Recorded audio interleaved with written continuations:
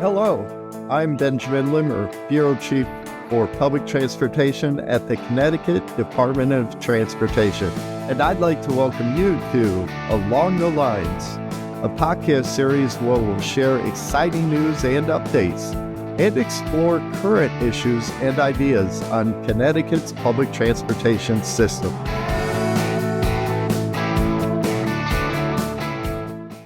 So today we're taking a ride along one of the busiest and most vital rail corridors in the country, Amtrak's Northeast Corridor. Stretching from Boston to Washington, D.C., this vital route connects major cities along the Northeast and Mid-Atlantic while driving the economy of the entire region. Here in Connecticut, the corridor plays a critical role of linking communities, powering our own workforce, and supporting sustainable travel.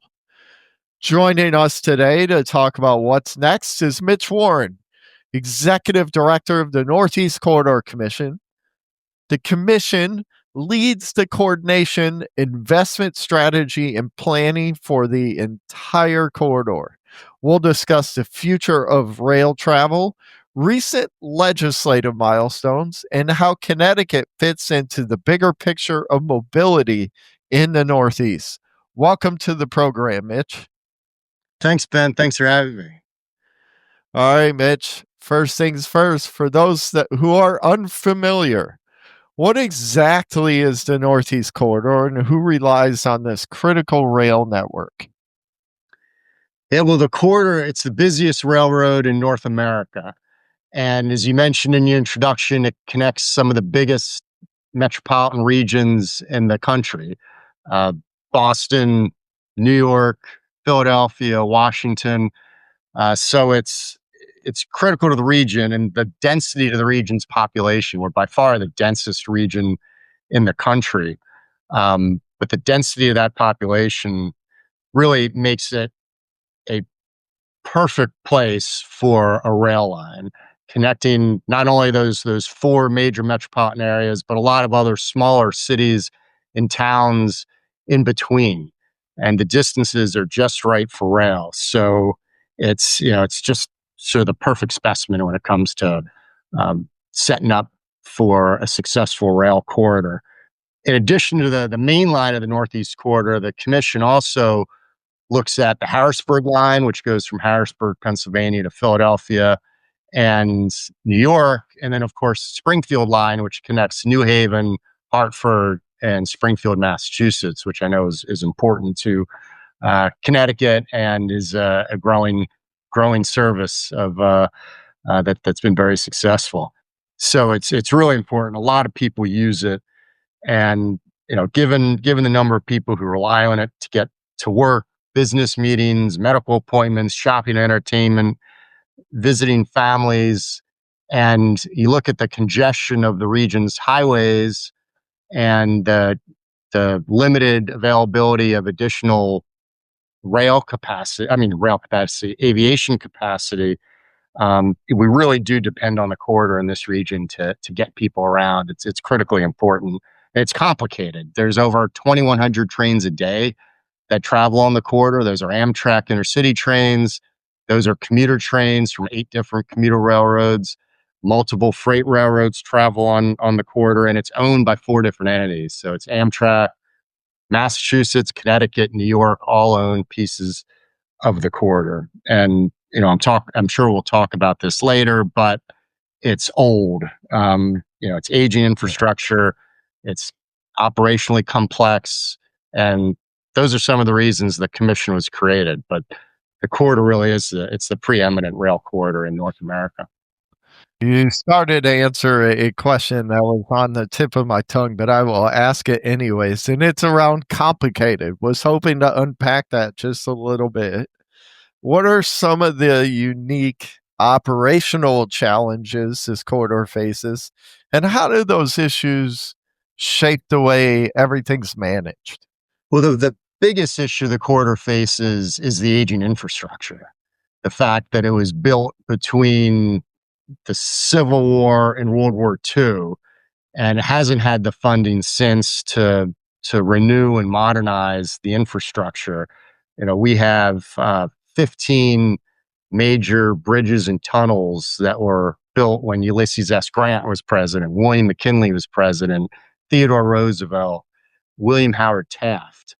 And for most of its history, there's been no money to replace those 100-plus-year-old bridges and tunnels that cause reliability issues, and often result in late trains and poor on-time performance. In fact, the number one cause of late trains on the corridor is infrastructure issues. So we need to modernize the infrastructure. That's a really big challenge the corridor's facing. I don't think anything else can compete with that. There's also capacity challenges. There's major parts of the corridor are at capacity. Up near Boston, the New York area, the New Haven line, North Jersey, near Union Station in DC. Those are at or very near capacity. So if something goes wrong, a piece of infrastructure fails, a train breaks down, there's not much to work with. There's no excess capacity. So the impacts to the trains are much worse than they would otherwise be. So that is certainly a major challenge as well. And then it's a multi-state network. So when you have multiple commuter agencies on the corridor, and then you have Amtrak trains that go all the way through the corridor, and then in different pieces of the corridor you have freight traffic. Uh, Something that happens in Maryland is going to affect people in New Jersey and New York, and what happens in Boston and Rhode Island is going to affect people in Connecticut. So the fact that it's a multi-state network, multi-operator network, multi-owner, it adds to the operational complexity of all this. So it's the age of the corridor and its popularity and lack of excess capacity, and the fact there are so many owners and operators just mean that it's a really complex beast that's important, but it takes a finely tuned machine of coordination between all these entities to make it work well.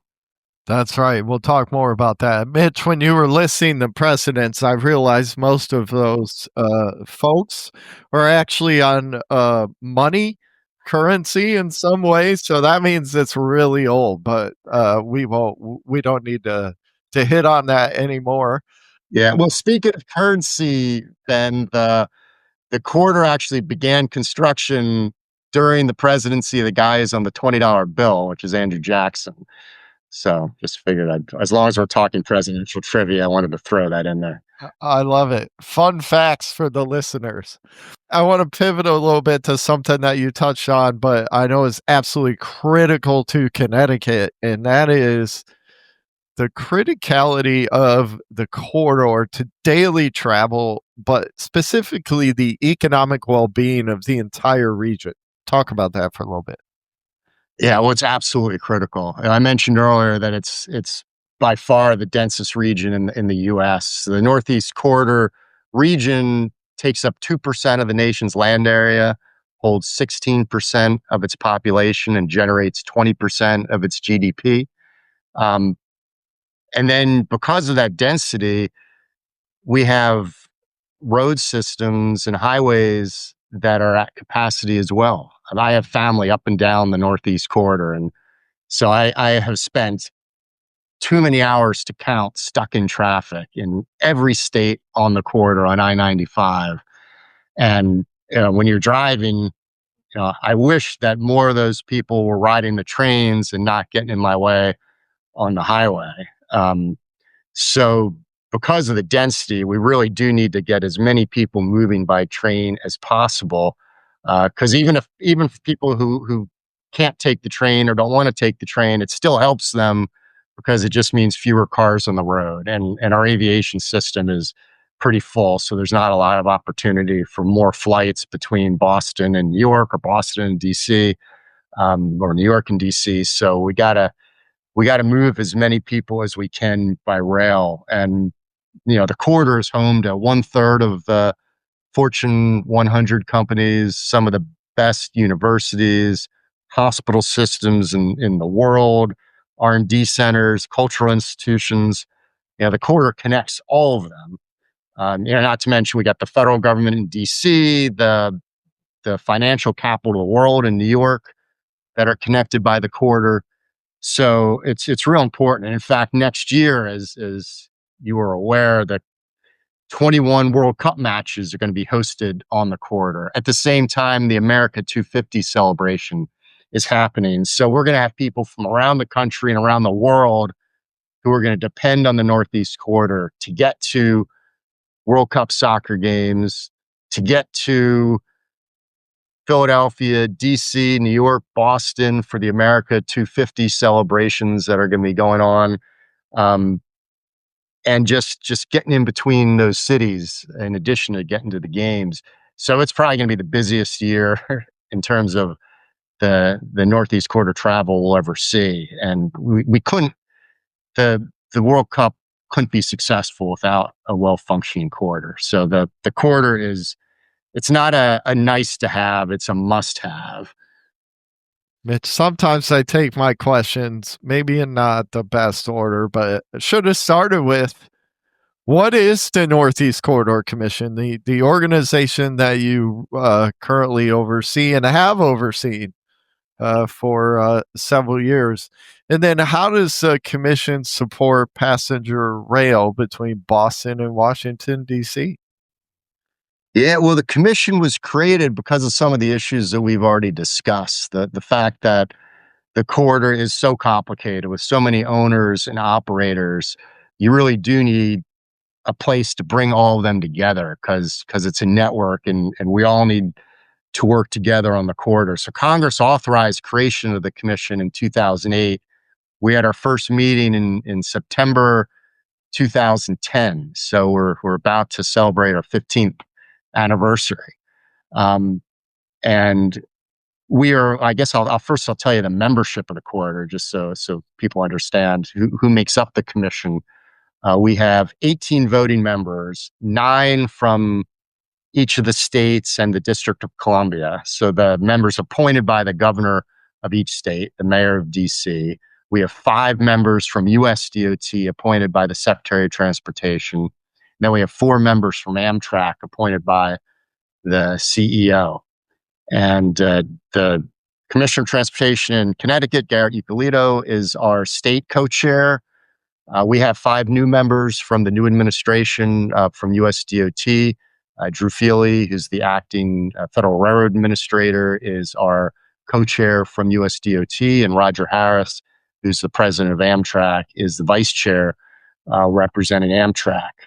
And we were tasked with Congress, one, just to bring everybody together, given all the challenges the corridor faces. But our first task really was to create a formula to allocate the costs of using the corridor.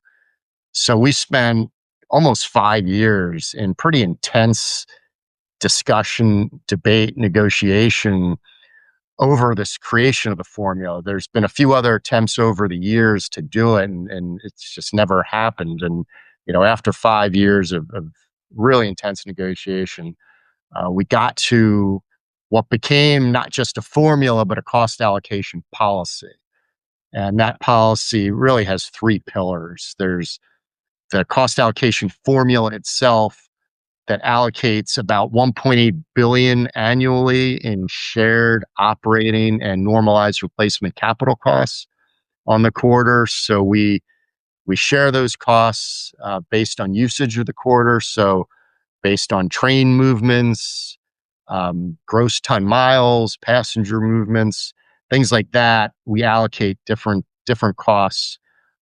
So we allocate the operating costs, we allocate normalized replacement capital costs. We also have something called project-based cost allocation, which is not formula-based. That's beyond the $1.8 billion. That allocates costs for individual projects, Connecticut River Bridge or Walk Bridge. Those would be allocated based on project-based cost allocation. The second pillar of the policy is, as a result of the cost allocation policy, a lot of states were having to invest more money in the corridor. They wanted to make sure that there was collaboration with Amtrak on the future of the corridor.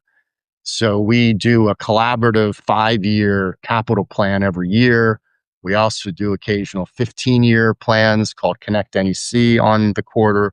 We do an annual report where we look at how's the corridor doing? How's everybody doing in investing the funds that come through the cost allocation policy, as well as other funds that come from the states, that come from the federal government.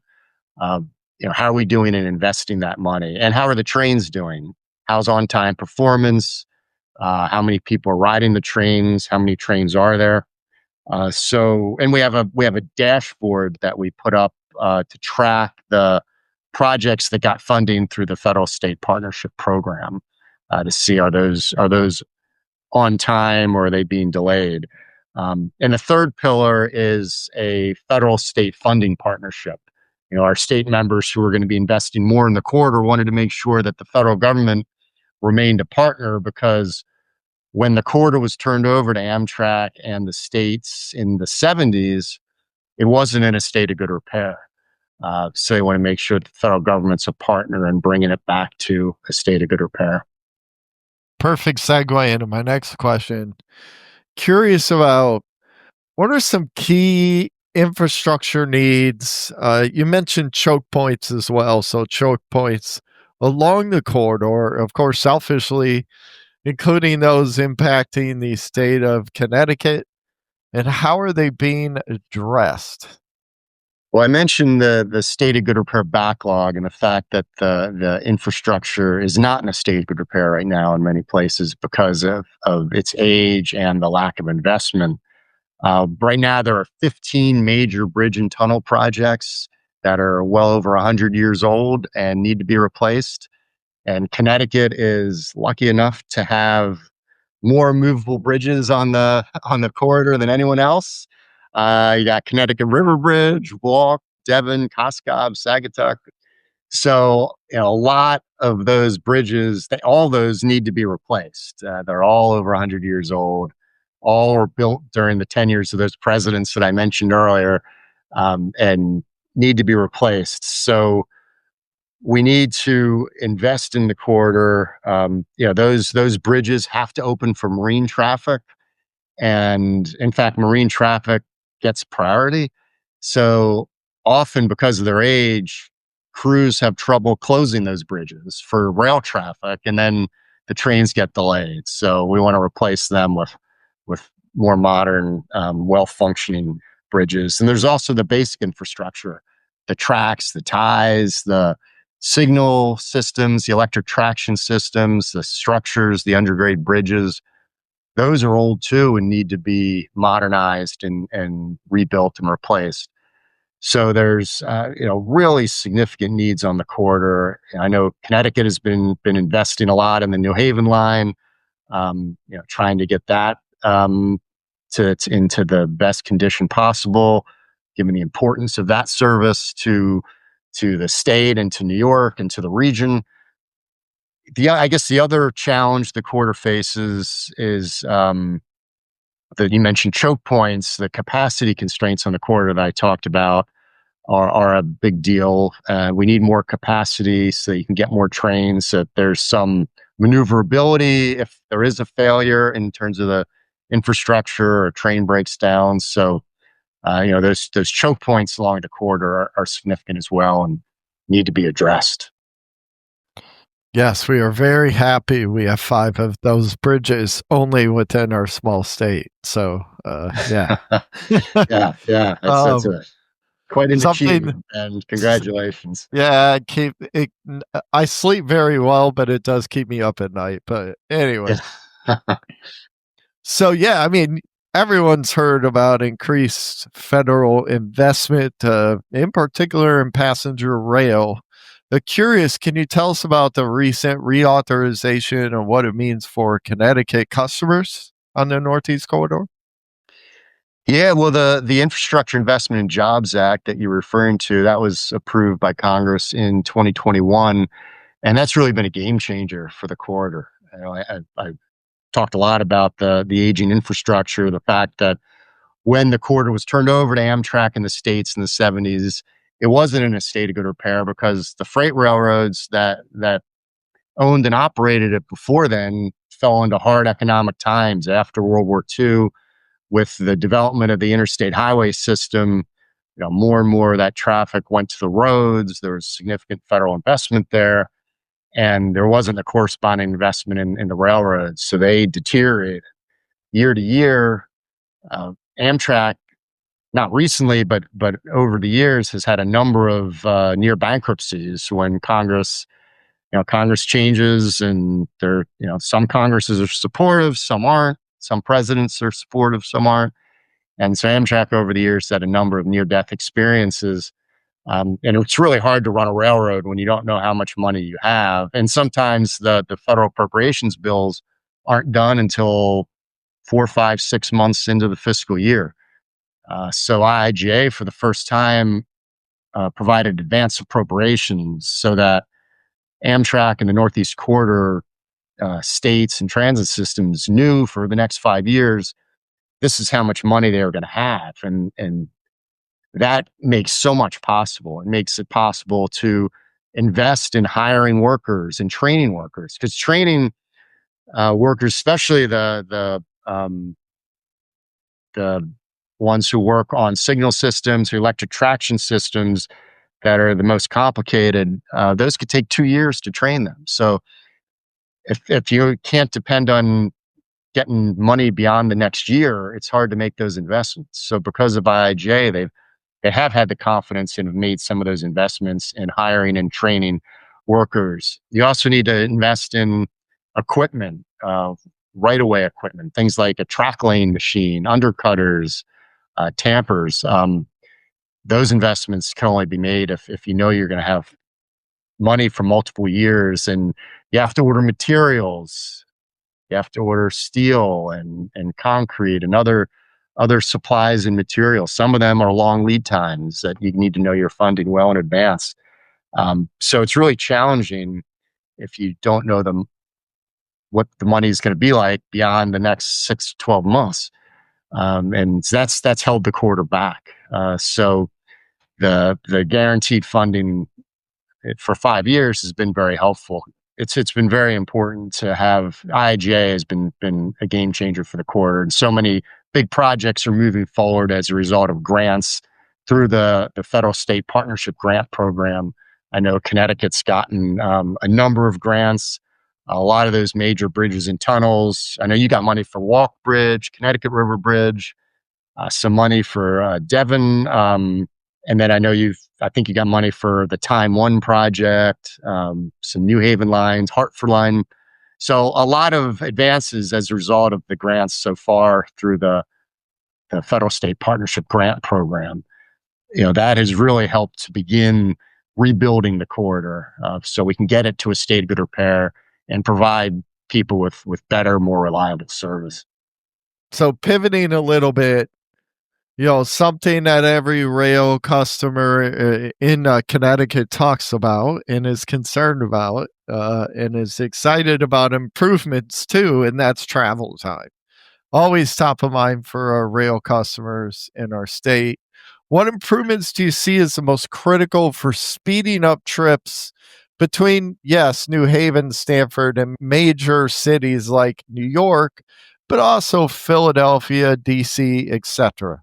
The basic state of good repair work that is so important to rebuilding the corridor, modernizing the corridor, that is going to get trip time improvements. It's going to be little ones. It might be 30 seconds here, a minute there, but by replacing the signal system with a more modern one, you can move trains faster and better. By replacing the aging electric traction system with a more modern one, that allows for some higher top speeds. There's some opportunities to straighten curves so that you can speed up trains there. Some of the major bridges and tunnels that are going to be replaced are going to have some trip time benefits. So a lot of these are very small things that add up.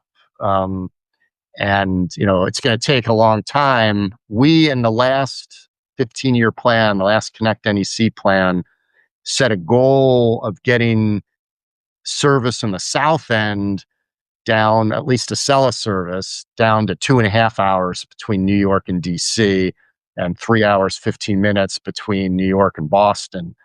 And I know Connecticut is looking very seriously through your time program at improving travel times in Connecticut. So, and you can certainly talk about that better than I could, but that's another. Connecticut's been a leader there in trying to improve trip times, and I salute the work that you're all doing in Connecticut um, to help the corridor, help the New Haven line, and the other trains in Connecticut, and the Northeast Corridor itself overall, because that the work you do there is going to benefit people in Boston and Rhode Island and in New York and elsewhere on the corridor. All right, Mitch, so you've been running the Northeast Corridor Commission, I think the entire time it's been in existence, if I'm not mistaken, or close to it. Yeah, that is just about correct. You're clearly built for this job. But having gone to a few meetings now for about 3 years, I have to ask, what's your maybe secret sauce or approach to bringing together all these state DOTs, Amtrak, other stakeholders along the corridor? How do you do all that? Well, when we were developing the cost allocation policy, I mentioned 5 years of really intense negotiation. We have as our motto, and it's a podcast, so we can't show it, but if you look at the cover of our cost allocation policy, we took the old Ben Franklin cartoon, Unite or Die, that they used during the Revolutionary War era. And because of the corridor has so many owners and operators, we're only going to succeed if we're working together and coordinated. So when we're trying to convince people the benefit of investing more money in the corridor and agreeing to this cost allocation policy, everybody was doing some things that they weren't excited about. Either paying more money or sharing decision making, things like that. So we really promoted the Unite or Die. That cartoon served us well. We continue to try and hammer that home, and I think people do get the importance of working together. And the good news is that all of our members share the goal of wanting a safe, reliable corridor that has modern amenities. They want to provide more and better travel options for people throughout the region. So, and all of our members share that goal, which is very helpful. And we've gotten people together through the cost allocation policy. And as a result of that, I mentioned we do collaboratively develop a 5-year capital plan, occasional 15-year capital plans. And then we meet 3 times a year in person. We have a 4th meeting that's usually virtual. And those meetings are important to developing those personal relationships. It gives us a chance to hash through issues that come up, help people get to know each other. We have 4 different committees that meet throughout the year to bring people together to talk about the issues before we bring them to the full commission. We have working groups. We have a World Cup working group that is active right now to try and get ready for the World Cup. But I do think that the relationships that are developed through the commission, help the corridor work better on a day-to-day basis. So I think it's worked well, and the corridor is, I think, moving in the right direction with investment happening. We've hit records amount of investments in each of the last few years. Every year has been a record as a result of IIJA, and I think this year is going to be another record. So, and it's so important because the corridor is old. It needs to be modernized. It needs to be rebuilt. And we've just begun the process of doing that. It's going to take decades, but that process is underway, and it's an exciting thing. Perfect segue to the last question. Then I promise I'll let you go, Mitch. So, looking ahead, the future, what's your vision for how about the next decade of rail travel, throughout the Northeast Corridor? Well, I think the first priority, as I've talked about probably too many times, is getting in a state of good repair. We got to get the corridor in a state of good repair. We have too many late trains right now, and we want to get more people riding the trains. And in order to get more people riding the trains, to ease the burden on everybody who's stuck in traffic on our highways, and improve the quality of life of everybody in the region, you need to have a modern infrastructure. You need to have trains that are on time. We need to build up some capacity so we can carry everybody that we need to carry, through the corridor.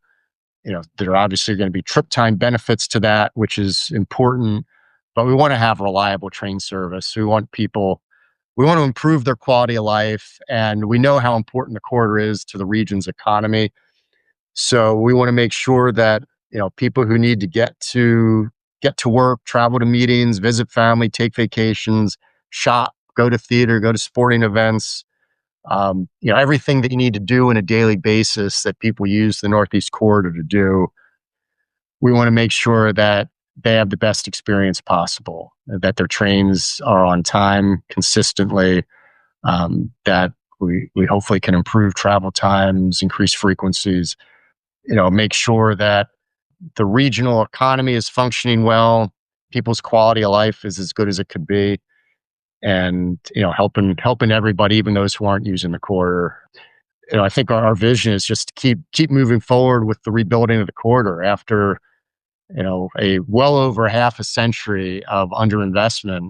We finally, I hope, begun to turn the tide and are rebuilding the corridor, and that's important. And we gotta keep that moving forward. And the corridor is so important to the region that I think we owe it to everybody in the region to make sure the corridor functions as well as it can. Whether it's bridging gaps or transforming local stations into true regional gateways, the Northeast Corridor Commission is shaping a future where rail travel is faster and more resilient. And as we've heard, Connecticut's role isn't just important, it's indispensable. To learn more about the Commission's work and what's ahead, please visit nec-commission.com. That's nec-commission.com.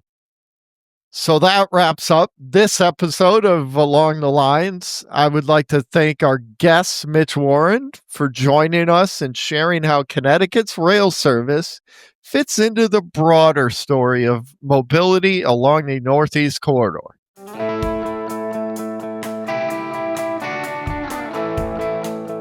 Thanks for listening to this episode of Along the Lines. This is your host, Benjamin Wimmer. If you've enjoyed this podcast, please remember to subscribe and share.